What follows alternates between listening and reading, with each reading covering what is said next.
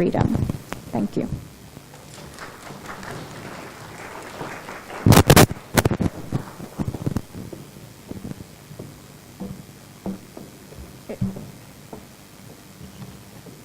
In the interest of time, we will have all our presenters make their presentations, and then we will have the questions at the end. Our second presenter is Dr. Adrian Fraser. He is a historian, social commentator, and columnist with the Searchlight newspaper. He held the position of the head of the University of the West Indies Open Campus, and before that, coordinator of the Caribbean People's Development Agency. He is the author of Chatelier, National Hero of St. Vincent and the Grenadines, a second book, From Shakers to Spiritual Baptists, The Struggle for Survival of the Shakers of St. Vincent and the Grenadines, and thirdly, he co-authored with Keith Joseph Caribbean Social Studies Series 4 on St. Vincent and the Grenadines. Dr. Fraser's main area of study is on post-emancipation Vincentian society, but has in recent times been focusing a lot of his time on the indigenous people of St. Vincent and the Grenadines. He has written widely for different publications and has recently completed for Oxford University Press a number of short biographies on outstanding Vincentian personalities. Dr. Fraser has lectured widely in St. Vincent and the Grenadines and other Caribbean countries. Ladies and gentlemen, I present to you Dr. Adrian Fraser.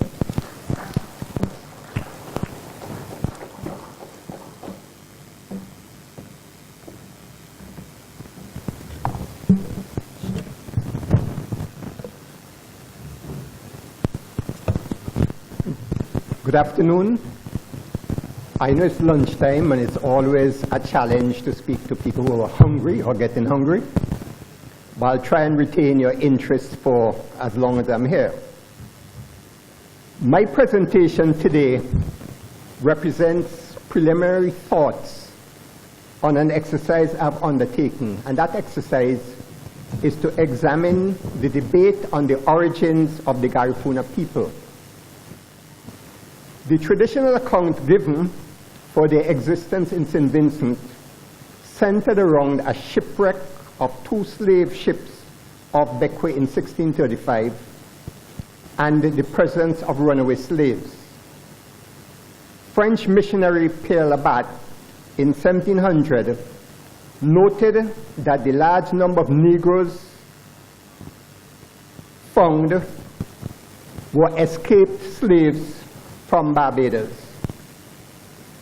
Now, Ivan van Sertima, in 2 publications, one in 1976, The African Presence in Ancient America, They Came Before Columbus, and in 1987, African Presence in Early America, which he edited, did in some way challenge that account. His argument that there were Africans in the Americas before Columbus raised the possibility that the GARFUNA population was made up of Africans who came here before Columbus.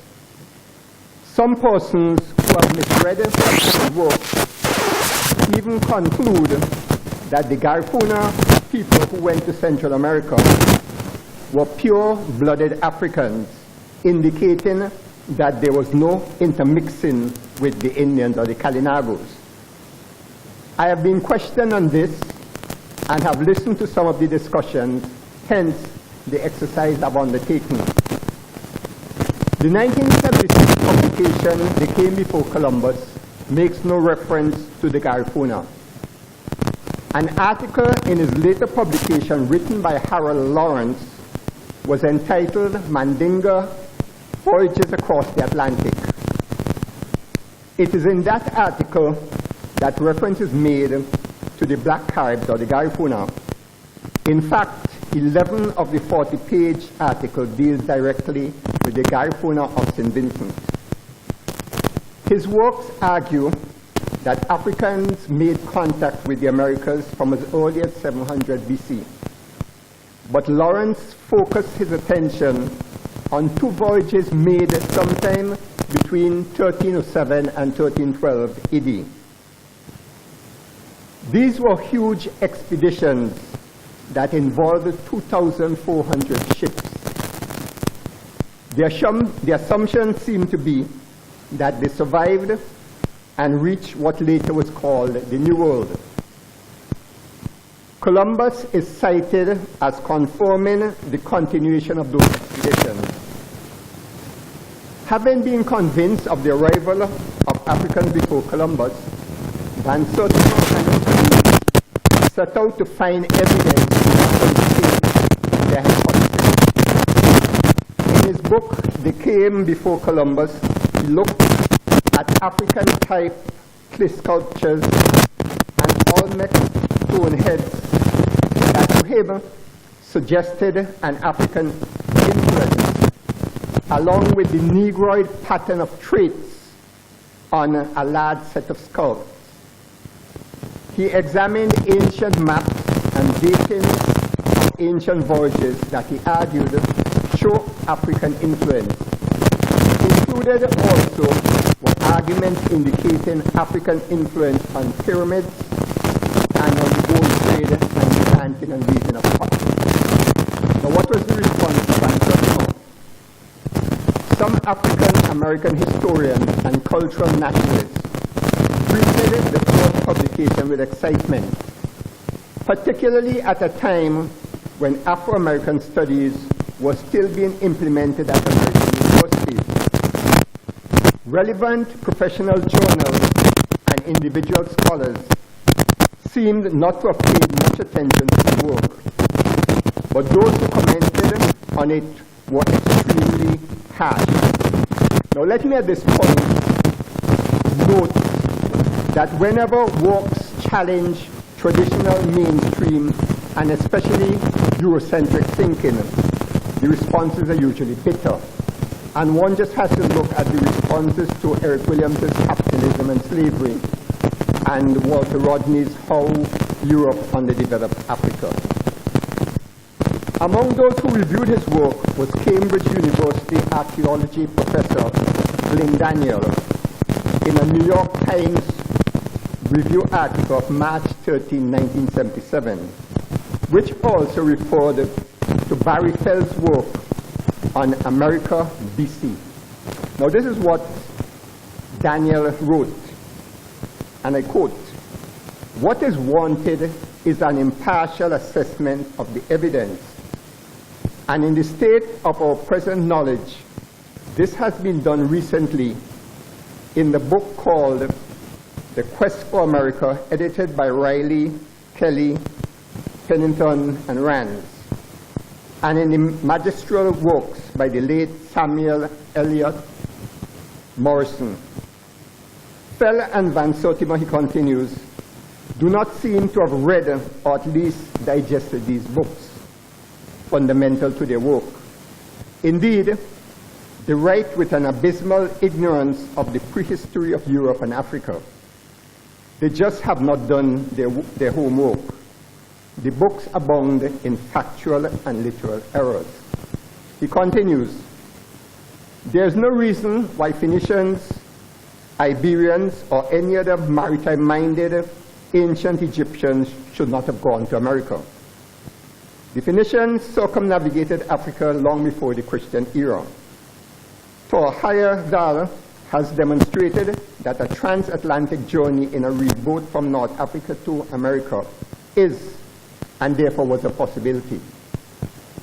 That such journeys were possible does not mean that they did happen. If one is trying to build a new ancient history of pre-Columbian America, it must be based on well-argued theories, backed by indispensable facts.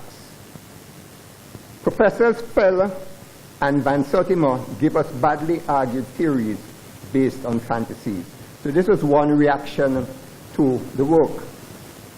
In his introduction to African presence in early America, Van Sertima, which is the second book, responded to his critics, and I quote, "Like most controversial works, it has attracted the most extreme and vicious criticism, as well as the most enthusiastic praise. Like most controversial works also, its most voluble commentators have either read it superficially or have misread it, for it is often praised and attacked for the wrong reasons." He pledged to clarify the positions he took 10 years ago, that is with his first book, and to present evidence that had since emerged, end of quote. But the most devastating critique was yet to come. It came from Current Anthropology, a peer-reviewed anthropology academic journal published by University of Chicago Press in its volume 38, number 3, June 1997, with an article, "Robbing Native American Cultures, Van Sertima's Afrocentricity and the Olmecs." And it is written by Central American anthropologists Gabriel Vieira, Bernard Ortiz, and Warren Barber. And they wrote, quote, "In 1976, Ivan Van Sertima proposed that New World civilizations were strongly influenced by diffusion from Africa. The first and most important contact, he argued, was between Nubians and Olmecs in 700 BC, and it was followed by other contacts from Mali in AD 1300. The theory has spread widely in the African American community, both lay and scholarly, but it has never been evaluated at length by Mesoamericans. This article shows the proposal to be devoid of any foundation. First, no genuine African artifact has ever been founded in a controlled archaeological excavation in the New World. The presence of African origin plants, such as the bottle gourd, or of African genes in New World cotton, shows that there was contact between the Old World and the New. But this contact occurred too long ago to have involved any human agency, and is therefore irrelevant to Egyptian Olmec contacts. The colossal Olmec heads, which resembled a stereotypical Negroid, were carved hundreds of years before the arrival of the presumed models. Additionally, Nubians who came from a desert environment and have a long, high nose do not resemble their supposed portraits. Claims for the diffusion of pyramid building and mummification are also fallacious, end of quote. And it concludes, that is the review. After thorough analysis, it concludes, quote, "There is hardly a claim in any of Van Sertima's writings that can be supported by the evidence found in the archaeological, botanical, linguistic, or historical record. He employs a number of tactics commonly used by pseudoscientists, including an almost exclusive use of outdated secondary sources and a reliance on the pseudo-scientific writings of others. One finds very few references to primary sources, to archaeological site reports, or to up-to-date publications by scholars who have actually done original work or who have dug in the field. One might get the impression that there had been no research in Mesoamerica since 1920. He claims linguistic and cultural influences between peoples and cultures that existed thousands of years apart without any evidence of an intermediate transmitting culture," end of quote. Van Sertima wrote his first publication when he was a graduate student at Rutgers University in the United States. He became an assistant professor in 1979, and in 2004 was inducted into Rutgers African American Alumni Hall of Fame. He had his defenders. Following Glyn Daniels' review in the New York Times, many letters flooded the desk of the times from scholars and other persons. It received an exceptional number of about 70 letters defending him. End of quote. The last part. Now, what I've presented here so far is a broad overview of Van Sertima's views on the presence of Africans before Columbus.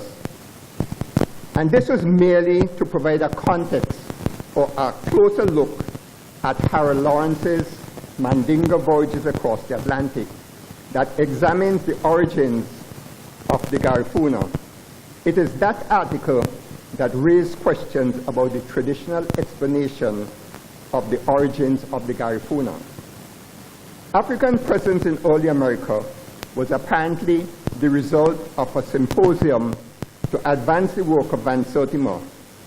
His interest was initially about the early pre-Christian era, but he agreed that the voyages of the 14th century, as indicated by Lawrence, were not too late to matter since, quote, the first quarter of the 14th century was a period of melting and mixing and considerable fusion and change in Middle America. He identified strongly with Lawrence, whom he said returned to preliminary sources and even learned Arabic and had pointed to the survival of Mandingo words in modern 19th century America. And he goes on to say, while one may argue that these can be easily post-Columbian, the Africans, after all, left their own linguistic mark. The evidence builds up too compellingly for it to be completely refused. Now, to look more closely at Lawrence's article. Lawrence's focus, as the title of his article suggested, is the Mandingo voyages between 1307 and 1312 AD. He posits that African-American merchant marine fleets periodically left the Guinea coast and sailed to Middle America with gold and other merchandise. And the merchants established trading stations in the Antilles and around the Gulf of Mexico. He responded to speculation about the size of those expeditions by saying that an expedition of 2,000 ships was no exaggeration. On the fourth expedition, only one returned. And this one Captain reported, quote, "We sailed for a long time, up to the moment when we encountered in mid-ocean something like a river with a violent current. My ship was last. The others sailed on, and gradually, as each one entered this place, they disappeared and did not come back. We did not know what happened to them. As for me, I returned to where I was and did not enter that current." End of quote.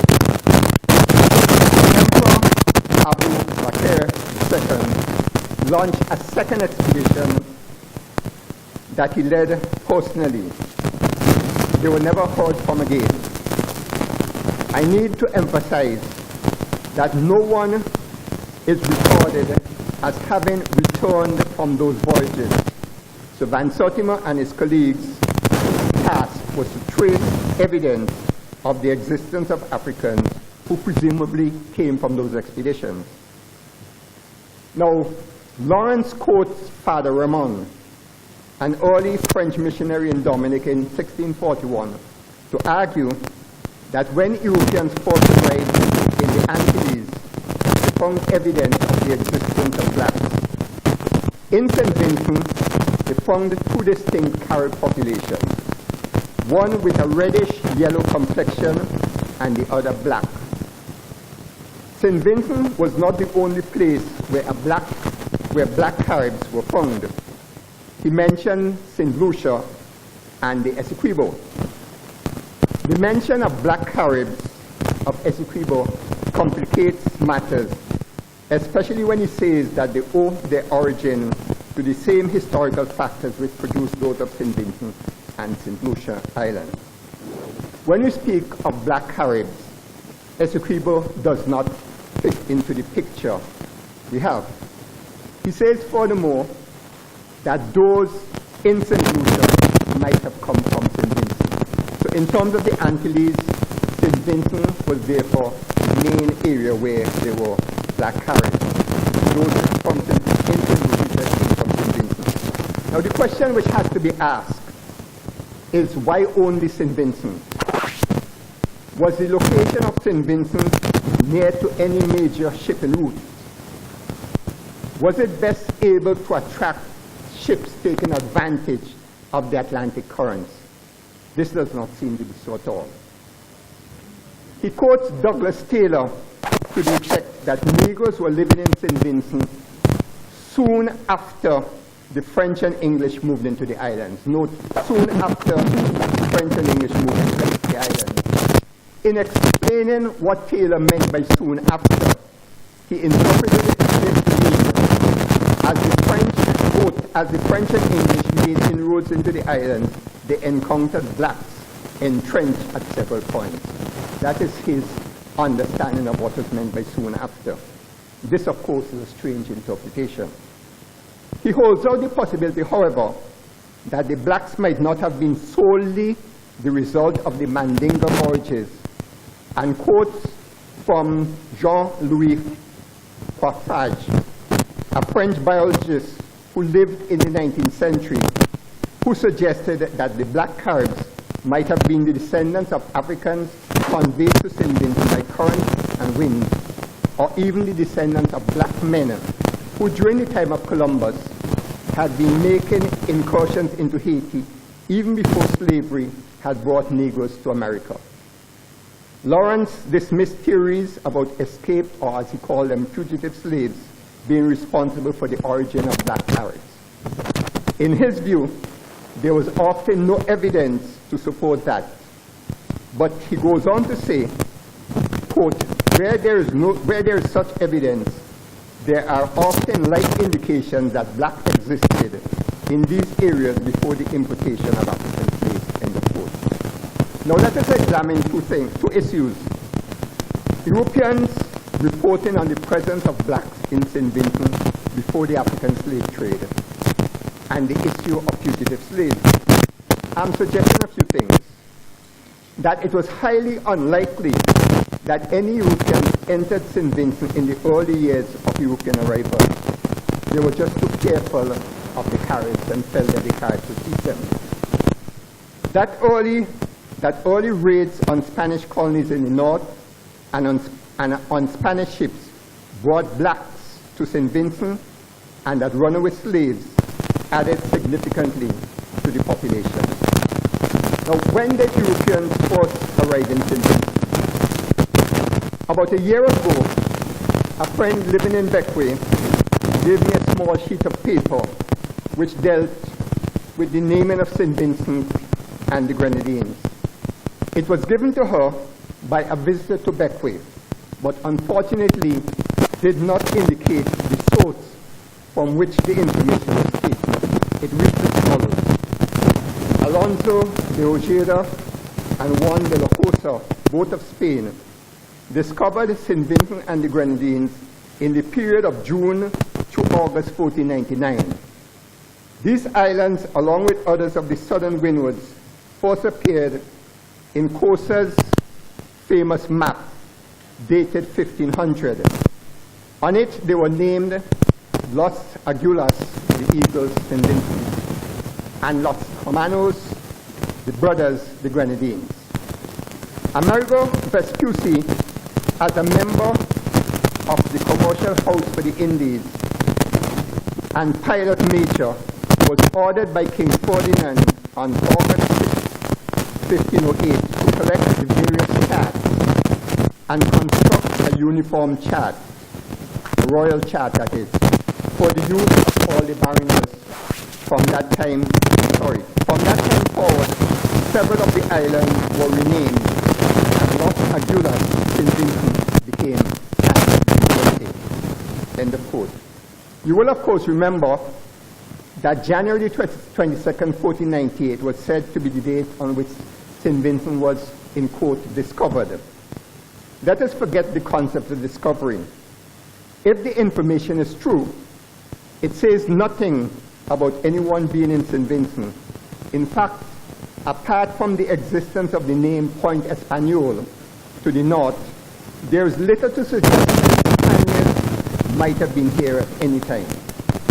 As was common at the time of Columbus, they did not have to enter an island to assign a name to it. English seaman Lawrence Kennedy, in a report of a 1596 voyage to Guyana, reported encountering caribs from St. Vincent, who promised them stores, but they felt that they had been deliberately delaying them, seeking, I quote, only opportunities to betray, take, and eat us, as lately they had devoured the whole company of friendship, end of quote.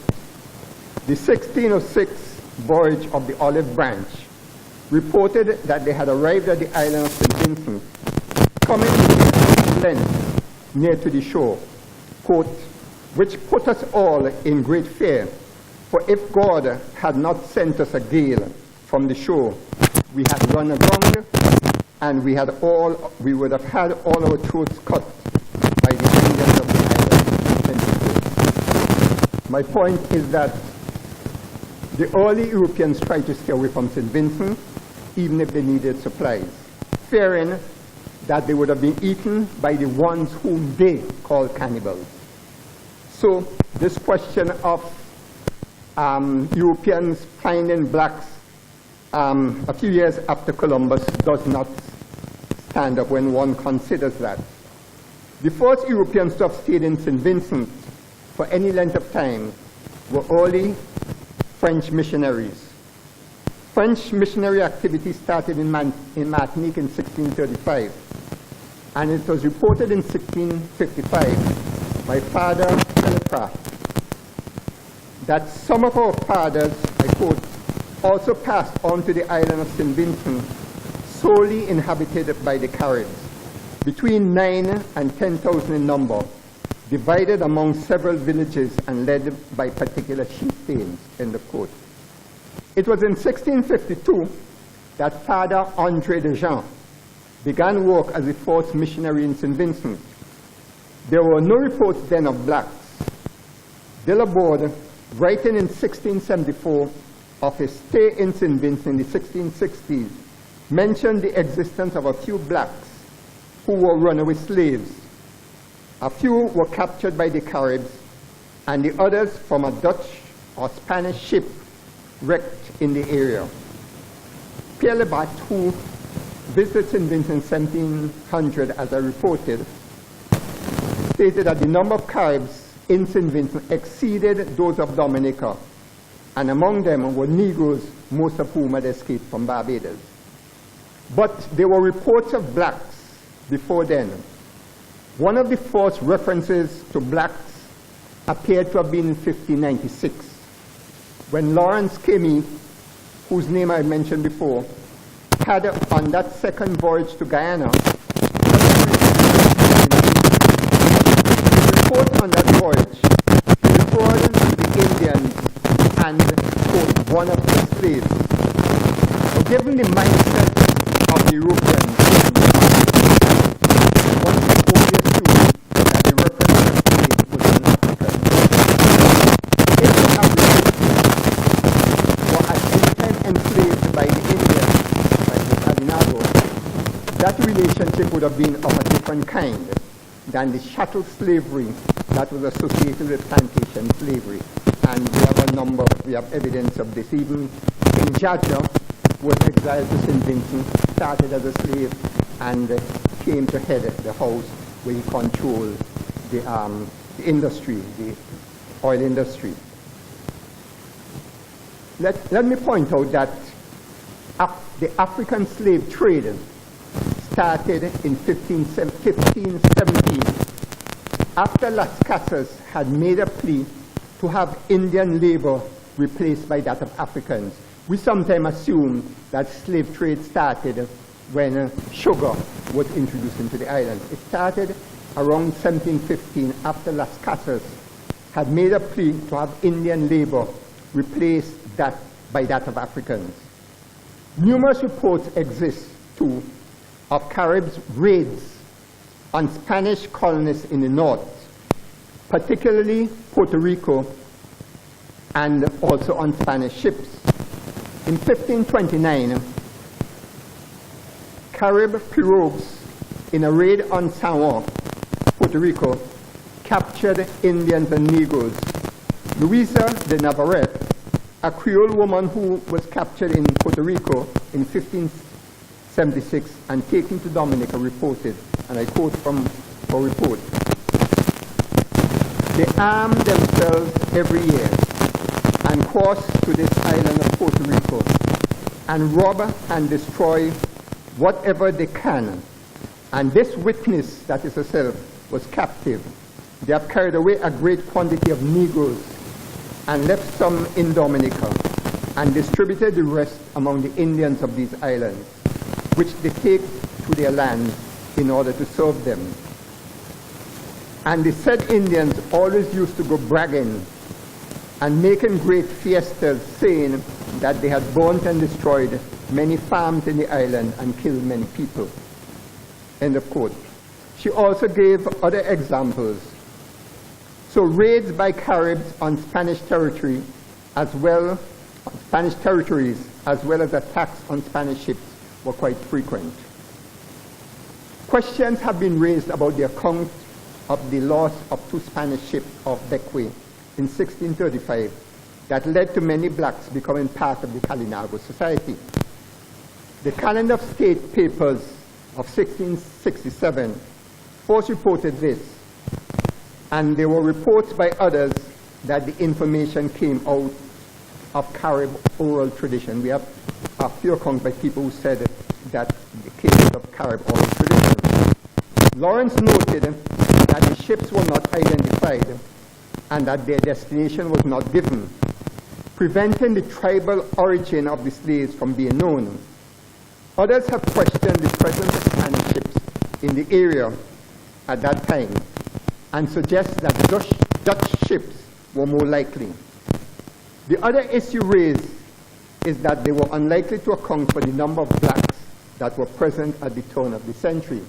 But to make that argument, however, is to deny or underestimate the extent of the arrival of blacks taken from all the Spanish settlements, beginning from around 1570, when the slavery started there. When the British and French established colonies in the 1620s, they brought slaves with them, although not in large numbers. The issue of raids on French and English settlements surfaced in a 1660 treaty between the French and English, who agreed to leave St. Vincent and Dominica as Carib territories, provided they abandoned their attacks on their settlements. With the establishment of sugar in the colonies from the 1640s, the slave trade expanded and the numbers grew. Runaways then became the major source of Africans in St. Vincent. The slaves were aware of the conflicts between the Caribs and the Europeans and of the conflicts between the French and the British, and particularly the British.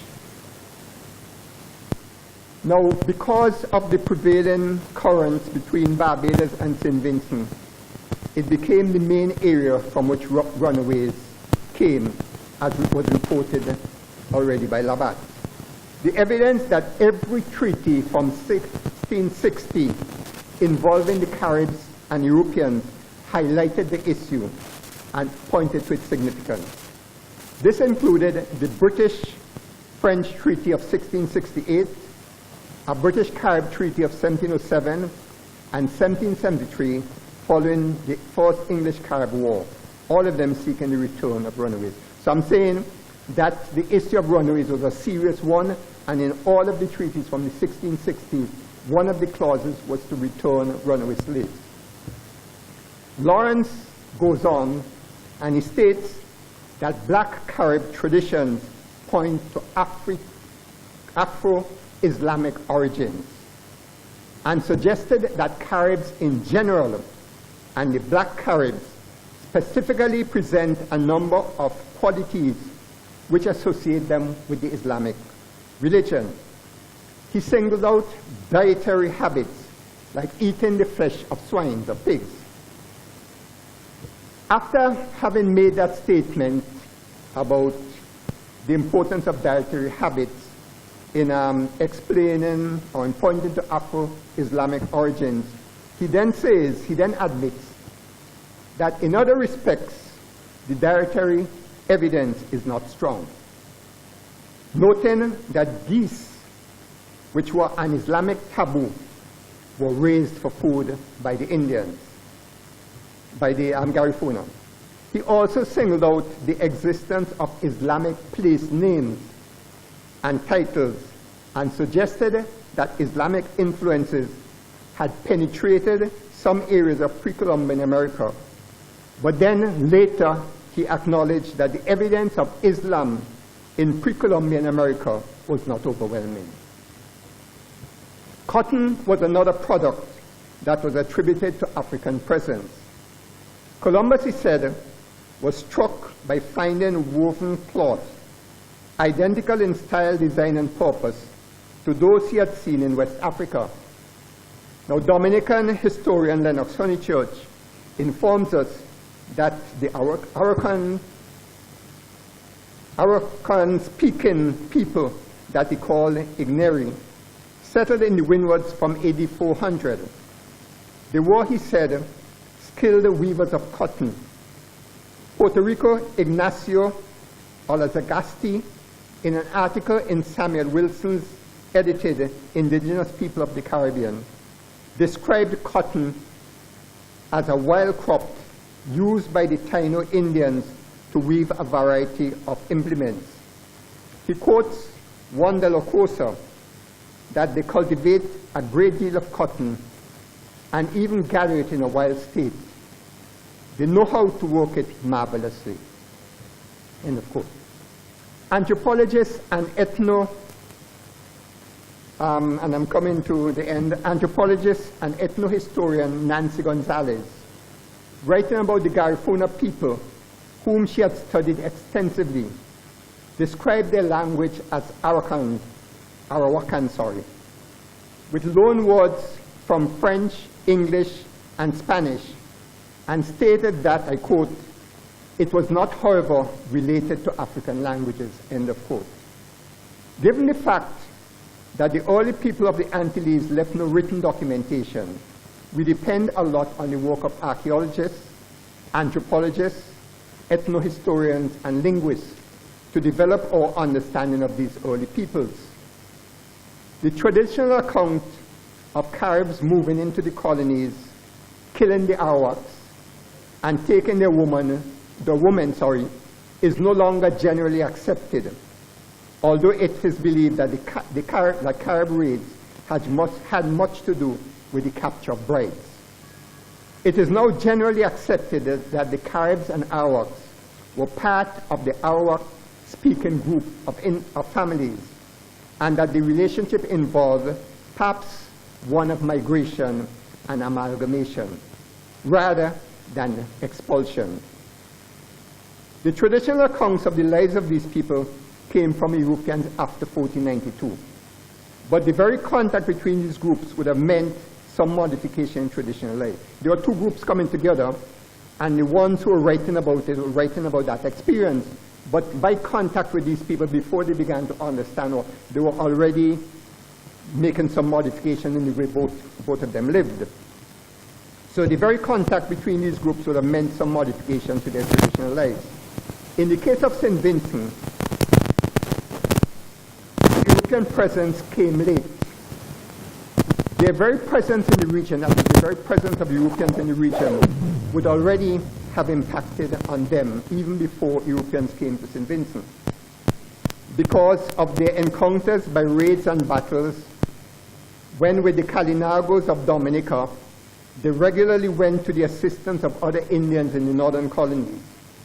Even though trading with other Indian groups would have been drastically reduced, some continued, and naturally, European arrival in the region would have impacted on their lives from very early. One question that is still largely unanswered is what the Africans brought to the region. Nancy Gonzalez argues that the new race, the GARFUNA, had adopted the Indian language, technology, and patterns of personal adornment since, to quote, they would have found it advantageous to adopt the Carib cultural patterns that would have been suited to the local situation. We must also realize, too, and that was the end of quote, we must also realize that the original number of Africans would have been small, but would have been built up over the years. We know, too, that runaways also tried to disguise themselves as adopting Kalinago ways, not wanting to be looked on as slaves who had escaped. Lawrence felt that it was significant that wherever we find the Caribs, we often discern an element of black people. Even the Arawaks, he suggested, also possessed a number of physical characteristics that suggested African contact. He does not, however, deny that the Garinago were a result of the intermixing or interbreeding between Africans and Indians, that is, between Kalinago and GARFUNA peoples. He concludes, and I quote, and this is important to that debate, he concludes, consequently, the black Caribs owe their origin to the combined pre-Columbian and post-Columbian African elements which merged with the indigenous populations of St. Vincent, St. Lucia, and Guadeloupe. His contention, which is not the concern of this paper, is that blacks existed in the Americas and the Antilles before Columbus. The evidence about their prior existence in St. Vincent is certainly not strong, and many questions remain. If we assume that the Africans were from the expedition that came from Mali in the early 14th century, the question of numbers becomes significant to make his argument convincing. They would have met Arawakan-speaking people. What was their relationship? And again, I repeat the question which I asked earlier, why only St. Vincent? His argument that Africans from the wrecked slave ships and runaways up to that point cannot account for the number of Africans that became significant in the early part of the 18th century does not consider raids on Spanish settlements from the late 15th and early 16th century. Comments from the early Europeans seeking supplies or from those who attempted to establish claims to the island do not speak of the presence of blacks. One thing that is striking in the discussion is the absence of evidence of Africans who had come to the Americas, they claim, having this lack of evidence of those Africans or any of those Africans having returned to Africa. Even though it was stated that they established trading stations for gold and other merchandise. How was that trade conducted?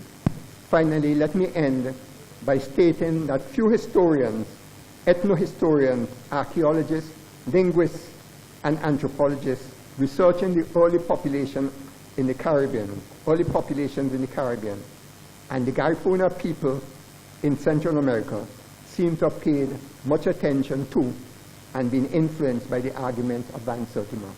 Thank you very much for listening.